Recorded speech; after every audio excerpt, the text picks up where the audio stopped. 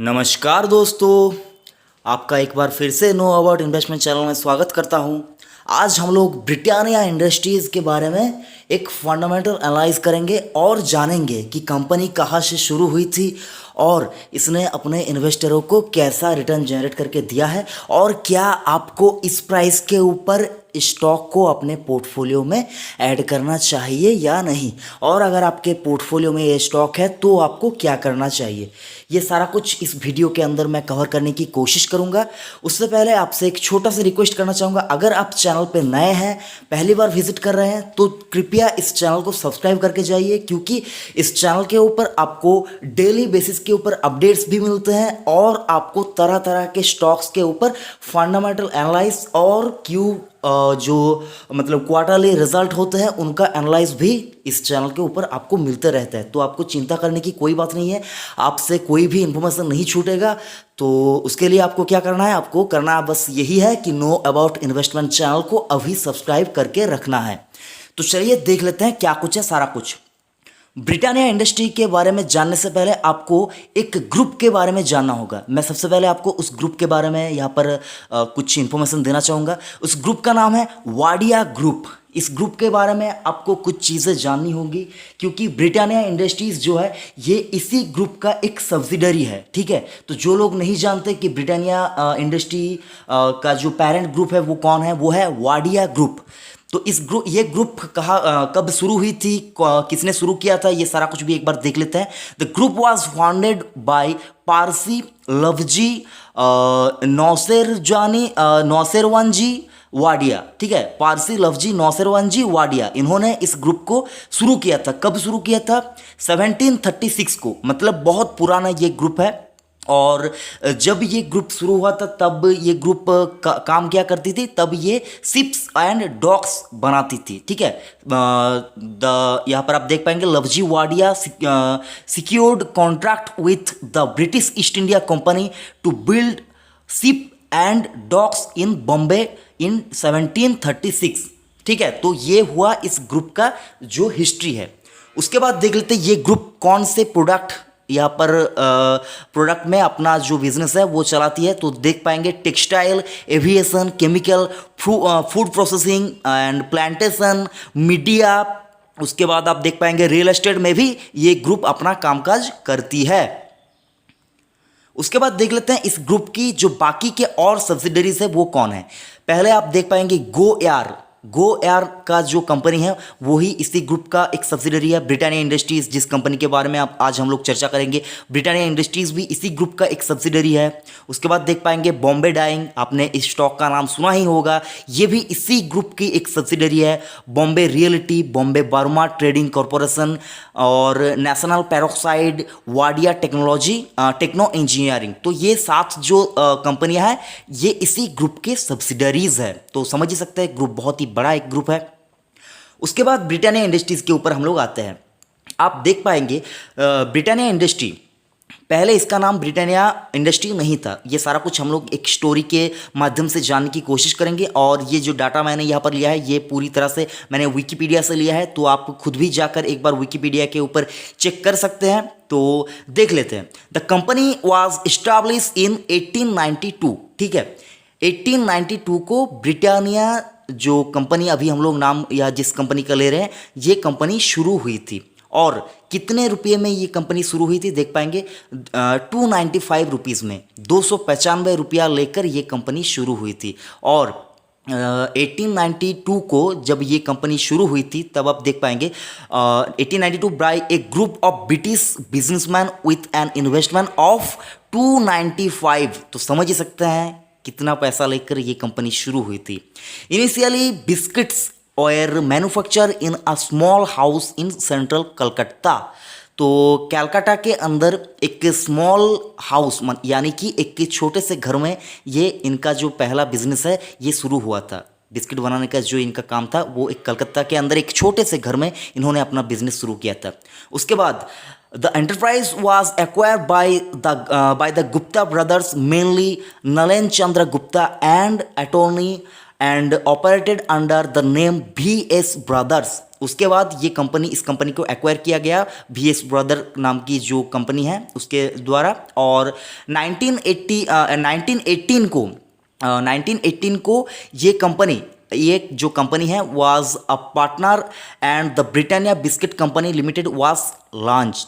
उसके बाद इस कंपनी का जो नाम उस वक्त दिया गया, नाम क्या दिया गया, Britannia biscuit company limited, BBSO ये कंपनी का नाम दिया गया। The Mumbai factory was set up in 1924। इस कंपनी का जो मुंबई में जो फैक्ट्री था वो शुरू कब हुआ, 1924 को। उसके बाद देख पाएंगे 1924 the Peek Freans UK acquires controlling interest in BBCO, यानी कि एक UK बेस्ड एक कंपनी, इन्होंने इसमें इंटरेस्ट दिखाया और यहाँ पर उन्होंने इसको एक्वायर किया। उसके बाद आप देख पाएंगे biscuit were in high demand during world war two. जब वर्ल्ड वार टू चल रहा था तब बिस्किट्स का जो डिमांड था वो बहुत ज़्यादा था, जो कि इस कंपनी का जो सेल है उसको बहुत ज़्यादा बूस्ट किया था। उसके बाद देख पाएंगे the company name was change to the current Britannia industries limited. कभी इस कंपनी का नाम ब्रिटानिया इंडस्ट्रीज लिमिटेड रखा गया 1979 को। 1979 को इस कंपनी का जो नाम है वो अभी का नाम जो ब्रिटानिया इंडस्ट्रीज है वो रखा गया। उसके बाद आप देख पाएंगे in 1982 the American company Nabisco brands, उन्होंने एक्वायर किया the parents of Peek French and become a major foreign shareholder. उसके बाद इस कंपनी ने जो पिक फ्रेंच है उनका जो स्टेक है उसको एक्वायर किया था और जो सबसे बड़ा फॉरेन शेयर होल्डर इन्होंने ये बने, कौन बना, नबिस्को ब्रांड। ओके, उसके बाद आप देख पाएंगे a few years later control move through a complicated process. उसके बाद एक कॉम्प्लिकेटेड प्रोसेस के थ्रू ये जो इनका जो कंट्रोल है इस कंपनी के ऊपर, वो कंट्रोल किसके हाथों में आया, वाडिया ग्रुप के हाथ। तो आप ये जो डाटा है ये आप विकिपीडिया के ऊपर जाकर एक बार खुद से भी चेक कर लीजिए। मैं अगर मुझसे कोई बोलने में गलती हुई है तो आप खुद से भी जाकर एक बार चेक कर सकते हैं। उसके बाद आता है स्टॉक्स के ऊपर। ब्रिटानिया इंडस्ट्रीज लिमिटेड, इसका जो मार्केट कैप है वो है 86,062 करोड़, 86,620 करोड़ का मार्केट कैप। पी की बात करें तो 58.36 के पी मल्टीपल पे स्टॉक आपको ट्रेड करता हुआ दिखेगा, यानी कि स्टॉक आप देख पाएंगे स्टॉक बहुत ज़्यादा एक्सपेंसिव है पी वैल्यूएशन के हिसाब से। डिविडेंड यील्ड की बात करें तो ऐसे कंपनियों के ऊपर आपको बहुत ज़्यादा डिविडेंड की उम्मीद भी नहीं रखना चाहिए। अगर आप अच्छे कंपनियों के बारे में पूछना चाहे तो अगर आप देख पाएंगे जो बर्कशायर हैथवे है, जो मतलब जो वारन बफेट सर का जो कंपनी है वो कंपनी तो डिविडेंड भी यहाँ पर डिस्ट्रीब्यूट नहीं करती है, क्योंकि वो अपना जो प्रॉफिट है उसको अपने बिजनेस में ही लगाती है। तो जो अच्छी कंपनियाँ होती है वो मेनली आपको ज़्यादा डिविडेंड बांटती हुई यहाँ पर नजर नहीं आएगी। अगर आप देखें तो कोटक महिंद्रा बैंक, उसका अगर आप डिविडेंड यील्ड देखें तो आप देख पाएंगे, तो मतलब ऐसा ही कुछ इनका डिविडेंड यील्ड है यहाँ पर। फिर भी आप देख पाएंगे 0.97% का डिविडेंड यील्ड निकल के आ रहा है इनका। उसके बाद आप देख पाएंगे प्रमोटर होल्डिंग। ये जो प्रमोटर होल्डिंग है ये मार्च 2020 तक का डाटा यहाँ पर है। आप जाकर खुद भी BSE के ऑफिशियल वेबसाइट के ऊपर जाकर आप खुद भी इसको चेक कर सकते हैं। तो आप देख पाएंगे प्रमोटर होल्डिंग है 50.62%, यानी कि 50% के ऊपर की जो हिस्सेदारी है वो प्रमोटर के पास है। प्लेज स्टॉक की समस्या यहाँ पर आपको देखती हुई नजर नहीं आएगी। म्यूचुअल फंड होल्डिंग की बात करें तो आप देख पाएंगे 33 स्कीमों ने यहाँ पर 4.99% की हिस्सेदारी खरीद के रखी है, यानी कि 5% की हिस्सेदारी 33 म्यूचुअल फंड ने यहाँ पर खरीद के रखी है। इंश्योरेंस कंपनियों की बात करें तो 8 इंश्योरेंस कंपनियों ने यहाँ पर 7.75% की हिस्सेदारी खरीद के रखी है, जिनमें से LIC की बात करें तो LIC ने यहाँ पर आप देख पाएंगे 6.06% की हिस्सेदारी यहाँ पर खरीद के रखा है। तो समझ ही सकते हैं कंपनी तो मतलब बहुत ही, यहाँ पर आप देख पाएंगे जो शेयर होल्डिंग पैटर्न है वो देखकर ही आप अंदाजा लगा पाएंगे कि बहुत ही तगड़ा इनका शेयर होल्डिंग पैटर्न भी है। और FIS की बात करें तो 561 इन्वेस्टरों ने यहाँ पर 14.71% की हिस्सेदारी खरीद के रखी है। तो समझ ही सकते हैं इसके ऊपर बेस करके कि कंपनी कैसी है। उसके बाद आते हैं चार्ट के ऊपर, 1 मंथ के चार्ट के ऊपर। और 1 मंथ यहाँ पर आप कैलकुलेट करना होगा आपको 30 जून 2020 से, ठीक है। 1 मंथ के चार्ट के ऊपर आप देख पाएंगे जो इस कंपनी का जो स्टॉक है वो आपको ट्रेड करता हुआ दिखेगा, और जो रिटर्न इसने 1 मंथ में जनरेट करके दी है वो है 4.92% का। तो समझ ही सकते हैं एक महीने में स्टॉक आपको पॉजिटिव में ट्रेड करता हुआ दिखेगा। 6 मंथ के चार्ट के ऊपर देखें तो स्टॉक आपको यहाँ पर रिटर्न जनरेट करके दे रहा है 18.57% का। तो 18.5 से 19% का रिटर्न आपको 6 मंथ के चार्ट के ऊपर स्टॉक जनरेट करके दे रहा है। 1 ईयर के चार्ट के ऊपर अगर आप देखें तो 31.65% का रिटर्न आपको 1 ईयर के चार्ट के ऊपर यहाँ पर आपको मिलेगा अगर आप 1 ईयर यहाँ पर अगर आप इन्वेस्टेड हैं तो 31% का रिटर्न एक साल में कम नहीं होता है, बहुत ज़्यादा रिटर्न होता है। उसके बाद 5 साल का रिटर्न भी एक बार देख लेते हैं। 160% का रिटर्न 5 साल में कमा कर देती है। तो समझ ही सकते हैं कंपनी रिटर्न कैसा यहाँ पर कमा कर देती है। और इसके बाद आप देख पाएंगे यहाँ पर मैक्सिमम चार्ट के ऊपर अगर हम लोग जाए तो मैक्सिमम चार्ट के ऊपर आपको स्टॉक जो रिटर्न जनरेट करके दे रहा है 1999 से लेकर 2020 तक, यानी कि 20-21 सालों के अंदर अंदर स्टॉक आपको रिटर्न जनरेट करके दे रहा है 6089% का। तो 6000% का रिटर्न 20-21 सालों के अंदर अंदर 6000% का रिटर्न कम नहीं होता है, बहुत ज़्यादा रिटर्न होता है। तो इसके ऊपर बेस करके आप समझ सकते हैं कि स्टॉक कैसा है, रिटर्न पोर्टफोलियो कैसा है। और इनका जो बैलेंस शीट है, बैलेंस शीट भी बहुत ही अच्छा है। इनके ऊपर अगर आप बात करें तो कर्जा वगैरह की जो समस्या है वो इस कंपनी के ऊपर आपको नज़र नहीं आएगी।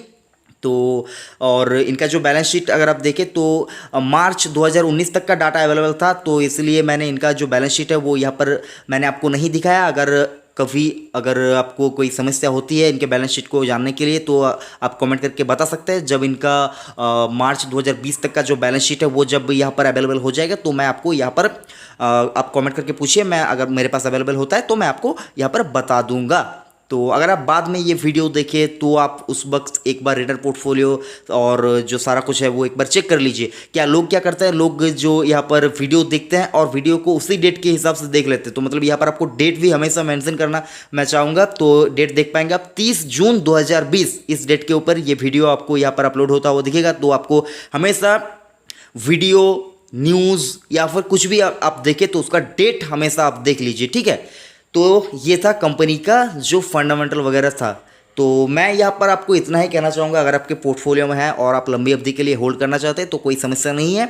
और अगर आप चाहते हैं शॉर्ट टर्म के लिए इन्वेस्ट करना तो स्टॉक आपको यहाँ पर थोड़ा सा एक्सपेंसिव दिखेगा, तो करेक्शन में आप बाय कीजिए शॉर्ट टर्म के लिए।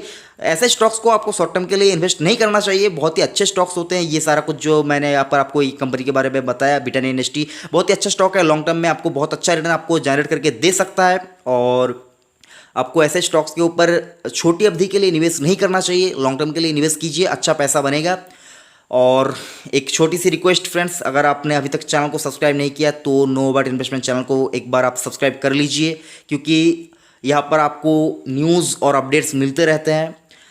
फ्रेंड्स ज़्यादा कुछ नहीं कहूँगा, ब्रिटानिया इंडस्ट्रीज़ के बारे में ज़्यादा कुछ कहने की ज़रूरत नहीं है। आप खुद भी इस कंपनी से रूबरू है, तो आप भी यहाँ पर ये कंपनी जो प्रोडक्ट बनाती है, आप खुद भी इस कंपनी की जो प्रोडक्ट है वो प्रोडक्ट आप यूज करते हैं, तो समझ ही सकते हैं कंपनी कैसी है। बहुत पुरानी कंपनी है, मतलब ऐसा नहीं कि कंपनी आज है कल नहीं रहेगी, बहुत ही अच्छी कंपनी है। इन्वेस्टेड अगर आप है तो इन्वेस्टेड बने रहे, और फिर खरीदारी करना चाहते हैं तो जब जब यहाँ पर आपको मौका मिले, गिरावट जब जब हो इस कंपनी में, तो आप यहाँ पर आप बाइंग की ही सोचिए। यहाँ पर आप पैनिक में सेल मत की कर दीजिए, क्योंकि ये कंपनी बहुत ही अच्छी कंपनी है।